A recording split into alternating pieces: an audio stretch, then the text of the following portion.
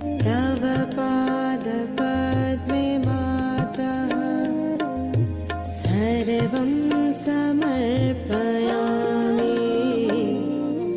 अन्यथा शरणं नास्ति, त्वमेव शरणं मम।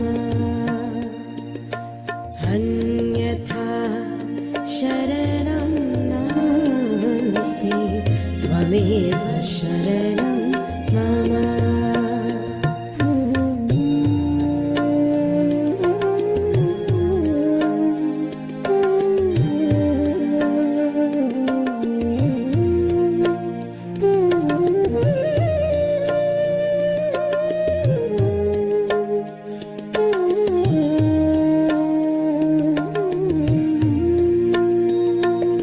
स्वयं साध्या स्वयं सिद्धि, स्वयं सिद्धा स्वयं प्रभा। स्वयं साध्या स्वयं सिद्धि, स्वयं सिद्धा स्वयं प्रभा। सुगुणरत्ना सुकृतकृता, सुमति गङ्गा समोज्ज्वला। मानं समर्पयामि, गानं समर्पयामि। तव पादपद्मे मातः सर्वं समर्पयामि। अन्यथा शरणं नास्ति, त्वमेव शरणं मम। अन्यथा शरणं नास्ति, त्वमेव शरणं मम।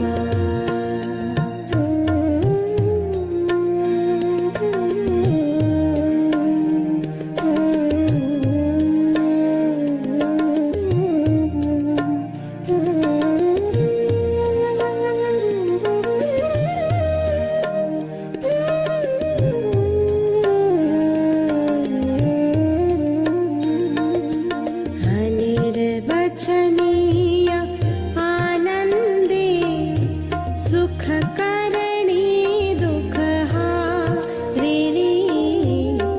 अनिर्वचनीय आनन्दे, सुखकरणी दुःखहारिणी। योगसंस्थापनार्थाय अविरल विहारिणी। सङ्घं समर्पयामि, पुण्यं समर्पयामि। तव पादपद्मे मातः सर्वं समर्पयामि। अन्यथा शरणं नास्ति, त्वमेव शरणं मम। अन्यथा शरणं नास्ति, त्वमेव शरणं मम।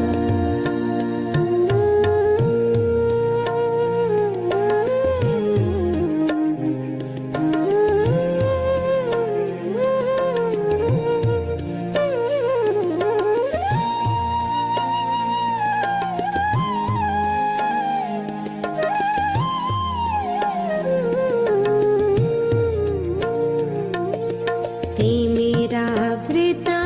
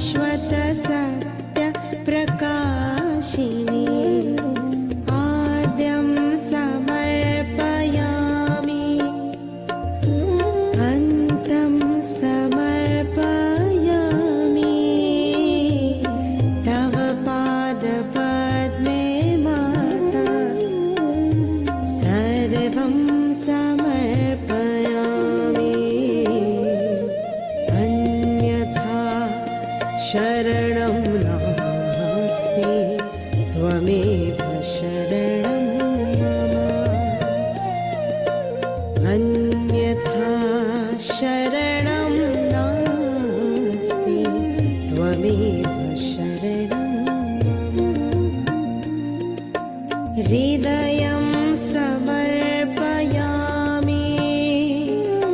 प्राणं समर्पयामि तव पादपद्मे मातः सर्वं समर्पयामि अन्यथा शरणं नास्ति त्वमेव शरणं मम अन्यथा शरणं नास्ति त्वमेव त्वमेव शरणं मम। जय श्री माता जी। हम सब श्री माँ की प्रतिमा की ओर देखेंगे और नमस्कार करेंगे। हमें बंधन लेना है। त्वमेव शरणं मम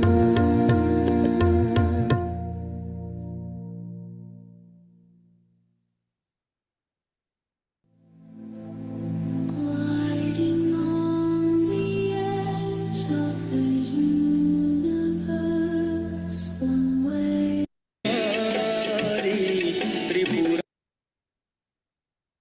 परम पूज्य श्री माता जी, आप ही साक्षात श्री आदिशक्ति हो। आपकी परम कृपा में आपके निर्मल चरणों पे ध्यान करने की अनुमति हम सबको प्रदान कीजिए।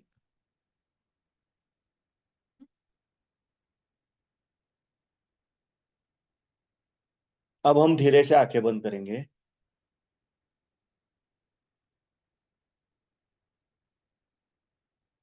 हम अपना राइट हैंड पृथ्वी तत्व पर रखेंगे।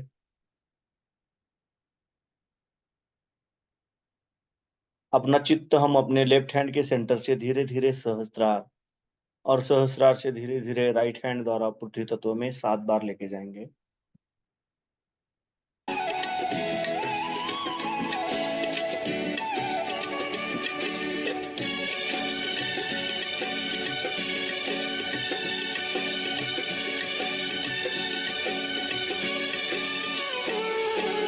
सब देवों में महादेव तू, सब देवों में महादेव तू, तुझसा कोई न दूजा। सब देवों में महादेव तू, सब देवों में महादेव तू, तुझसा कोई न दूजा। भक्ति भाव से सब करते हैं भगवन तेरी पूजा, भगवन तेरी पूजा। शिव जी तेरा तो है, वो शिव जी तेरा तो है रूप निराला, भोला भाला। तेरी छवि पे सभी है बलिहारी। ओ शंकर भोले हरि शैल बिहारी त्रिपुरारी, तेरी लीला प्रभु सबसे है न्यारी। ओ शंकर भोले हरि।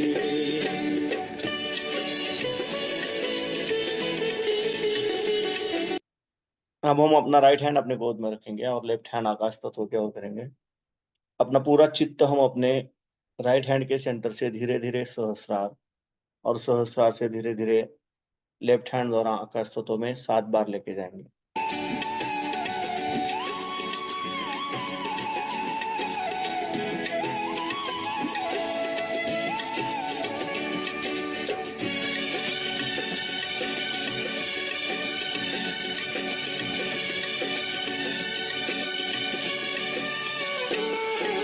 सागर मत कर सभी देवता अमृत पर ललचाए, सागर मत कर सभी देवता अमृत पर ललचाए।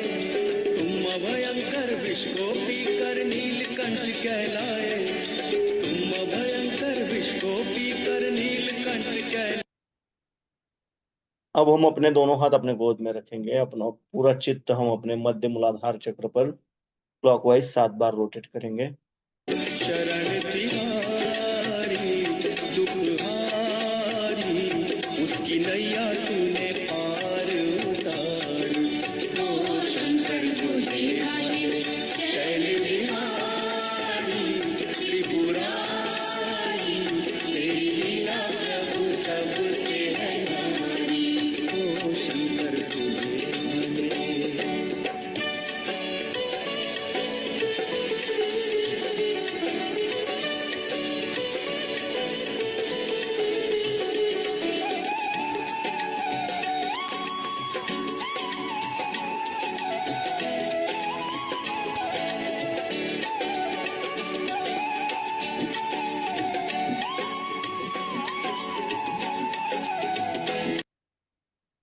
परम पूज्य श्री माता जी, आप ही साक्षात श्री निर्मल गणेश हो।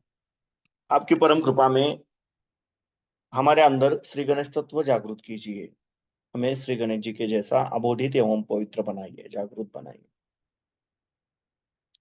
अब हम अपना राइट हैंड अपने लेफ्ट साइड पे स्टमक पे रखेंगे, बिलो द एब्डोमेन। परम पूज्य श्री माता जी, आपकी परम कृपा में कृपया हमें शुद्ध और निर्मल विद्या प्रदान कीजिए। परम पूज्य श्री माता जी, आपकी परम कृपा में कृपया हमें शुद्ध और निर्मल विद्या प्रदान कीजिए। कृपया हमें शुद्ध और निर्मल विद्या प्रदान कीजिए। अब हम अपना राइट हैंड अपने मध्य नाभि चक्र पर रखेंगे। परम पूज्य श्री माता जी, आपकी परम कृपा में कृपया हमारे अंदर लक्ष्मी तत्व जागृत कीजिए और हमें समाधानी बनाइए।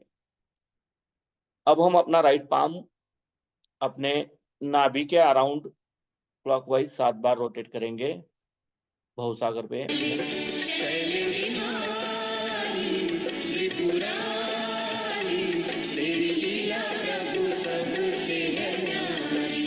ओ शंकर भोले भाले शैल बिहारी त्रिपुरारी। परम पूज्य श्री माता जी, आप ही साक्षात श्री अधिगुरु दत्तात्रेय हो। आपकी परम कृपा में कृपया हमारे अंदर गुरु तत्व जागृत कीजिए। कृपया मुझे ही मेरा गुरु बनाइए। अब हम अपना राइट हैंड अपने हृदय पे रखेंगे, लेफ्ट साइड पे। परम पूज्य श्री माता जी, आपकी परम कृपा में मैं केवल एक शुद्ध आत्मा हूं। मैं मन नहीं, बुद्धि नहीं, शरीर नहीं, अहंकार नहीं। मैं केवल एक शुद्ध आत्मा हूं। मैं केवल एक शुद्ध आत्मा हूं। मैं केवल एक शुद्ध आत्मा हूं। अब हम अपना राइट हैंड अपने लेफ्ट साइड पे रखेंगे, नेक पे, अपने लेफ्ट विशुद्धि चक्र पे। परम पूज्य श्री माता जी, आपकी परम कृपा में मैं निर्दोष हूं। मैं निर्दोष हूं। मैं निर्दोष हूं। अब हम अपना राइट हैंड अपने फोरहेड पर रखेंगे, अपने आज्ञा चक्र पे। यहाँ पे हमें 3 बार क्षम कहना है। क्षम क्षम क्षम। अब हम अपना राइट पाम अपने सहस्त्रार पे रखेंगे और धीरे धीरे क्लॉकवाइज 7 बार रोटेट।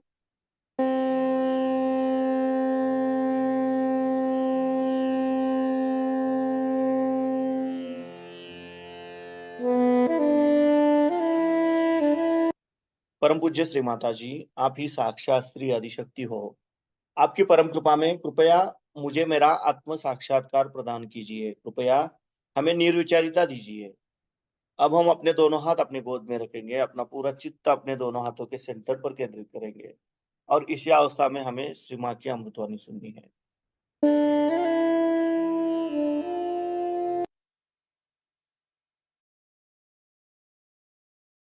जब कोई गड़बड़ काम करता है या आप सोचते हैं कुछ पाप करता है तो इसको काट दे, और अगर लेफ्ट हैंड कोई गड़बड़ करता है तो लेफ्ट हैंड काट। तो हमने तो आज तक कहीं हाथ कटा ईसाई देखा है और कोई भी आंख निकाला हुआ भी देखा नहीं। तो ईसाइयों ने सोचा कि ये तरफ रखो, अपने को जो करना है करो। उसके बाद आए मोहम्मद साहब, वो उनसे भी बढ़ के उन्होंने सोचा कि इन्होंने आदमियों के लिए तो सब किया, औरतों के लिए कुछ नहीं किया, औरतों के लिए भी करना चाहिए। तो उन्होंने कहा जो औरतें दूसरे आदमी पर नजर डाले उनको जमीन में आधा गाड़ के उनको पत्थरों से मारो। अब बताइए, अगर ये नियम आप अमेरिका में लगाई तो सारी औरतें जमीन में ही गड़ जाएंगी। दुनिया कहाँ है और लोग कहाँ है, इसका कोई उनको अंदाज ही नहीं था कि इन किन लोगों से हम बात कर रहे हैं, वो इसी को नहीं जानते थे। इतने ऊंचे लोग वो किसी काम के नहीं। वो आकाश के तारे, चांद सितारे उनके बस का नहीं। उन्होंने जो नियम बना दिए वो चलने वाले नहीं। फिर गुरु नानक साहब ने भी नियम बनाए, वो भी नियम ऐसे हैं कि बड़े कठिन है, क्योंकि कोई मानता थोड़ी है कि मैंने ये गलती किया। अगर कोई पकड़ा गया तो वो फिर सजा भुगतता है। ये सारे नियम बनाने के बाद भी इंसान जैसा था वैसे। पहले तो ईसा मसीह ने बताया कि तुम ही अपनी आंख निकाल के फेंको। तो मोहम्मद साहब ने सोचा ये कोई नहीं करता, तो उन्होंने कहा नहीं, तुम नहीं निकालो, लोग ही तुम्हारे निकाल के फेंकेंगे, हाथ काटेंगे। इस तरह की कठिन तपस्या संसार में नहीं चल सकती। ये तो मैं माँ हूं तो मैं समझ गई कि बात क्या है। अंधेरे में इंसान बैठा और उस पर आप ये चीजें बता रहे हैं, उनकी क्या खोपड़ी में जाएगा और वो क्यों करेंगे कि अपनी आंख निकालो और अपने हाथ काटो।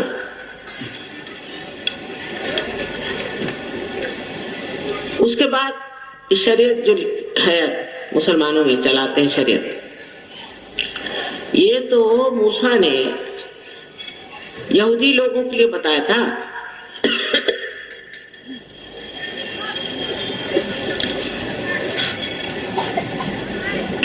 गरिमा का जो वर्णन है उसमें उन्होंने बताया कि ये तो उन्होंने यहूदी लोगों के लिए बताया। यहूदियों ने कहा भाई अपने बस का ये नहीं, इसको छोड़। ये तो उस वक्त के यहूदियों के लिए बताया होगा, हम लोगों को बस का नहीं, उन्होंने उसे छोड़ दिया। तो मुसलमानों ने उसे ले लिया। ये कुछ बाह्य की इलाज से कोई आदमी ठीक नहीं होने वाला, और ना कोई करता है। ये जबरदस्ती आप किसी पे धर्म लादने से धर्म चलेगा नहीं। धर्म अंदर से जागरूक होना चाहिए, अंदर से मनुष्य धार्मिक होना चाहिए। यही एक सहयोग है। सहयोग में आपकी कुंडलिनी का जागरण होता है। अब कुंडलिनी के बारे में कबीर ने लिखा है, नानक साहब ने लिखा, रामदास स्वामी ने लिखा है, ज्ञानेश्वर जी ने लिखा है, कितनों ने कुंडलिनी के बारे में लिख दिया। और सबसे पहले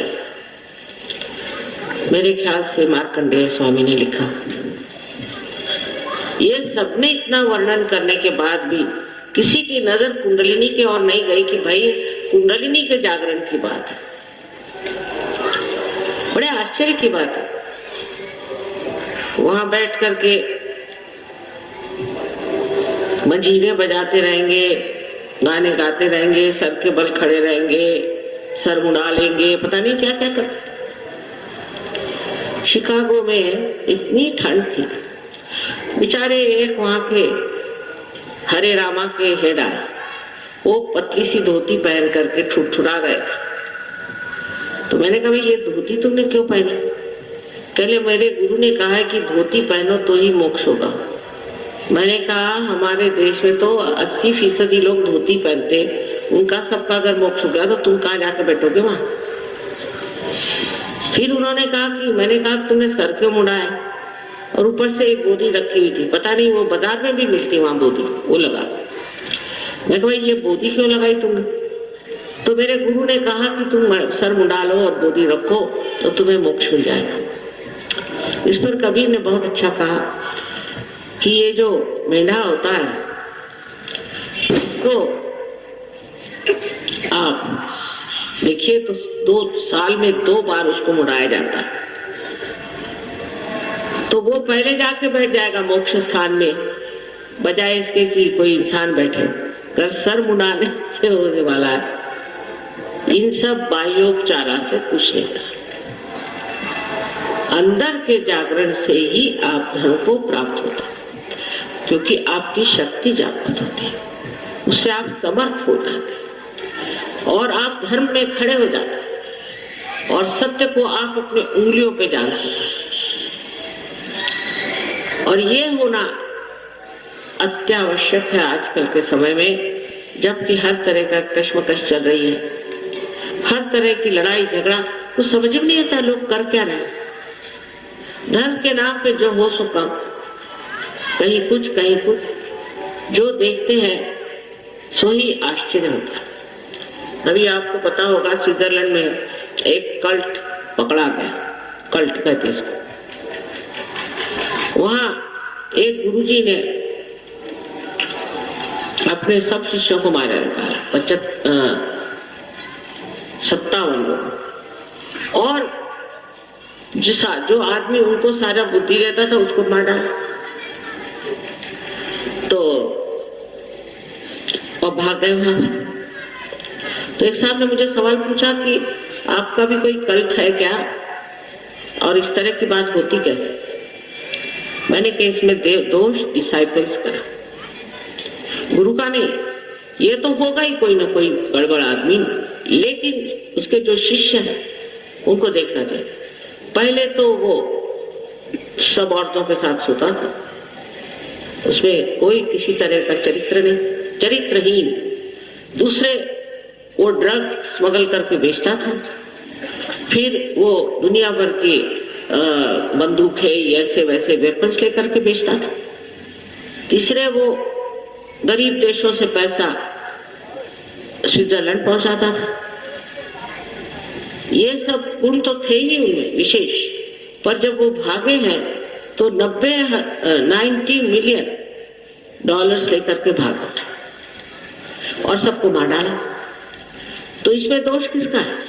जो गुरु ऐसे धंधे करता है जिसमें चरित्र नहीं, जिसके अंदर स्वच्छता नहीं, जो पैसे की लालच रखता है और आपको लूटता है, ऐसे आदमी को अगर आप मानने लग जाए तो इसका मतलब या तो आप ही गलत हैं, आप भी ऐसी चीजें सीखना चाहते हैं, और या तो आप बिल्कुल ही अंधे हैं जो ऐसे आदमी के पीछे जाते हैं। अब ये मानना है कि हमको अपना गुरु होना है, हमको ही अपना ज्ञान प्राप्त होना है। चक्रों के बारे में तो आपको बताया नहीं, इन्होंने बताया हुआ है। अब ये चक्र है या नहीं है, इसकी शंका कुशंका नहीं करना, क्योंकि ऐसा है जो हम बात कर रहे हैं एक धारणा जिसका हाइपोथेसिस कहते हैं, इस तरह से आप समझिए। और अगर ये सिद्ध हो जाए तो अगर आप ईमानदार हैं तो इसे मानिए, क्योंकि इसी में आपका हित है, आपके खानदान का हित है, आपके शहर का हित है, आपके देश का हित है और सारे दुनिया का हित है। पर इसके लिए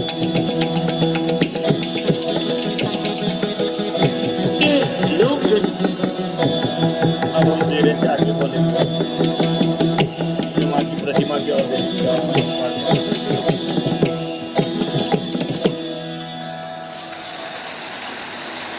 हम बंधन ले लेंगे।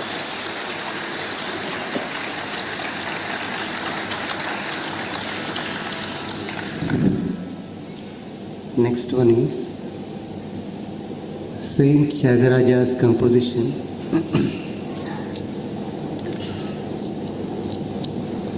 in which in the raga Sri, which is entirely different from the North Indian classical Sri raga,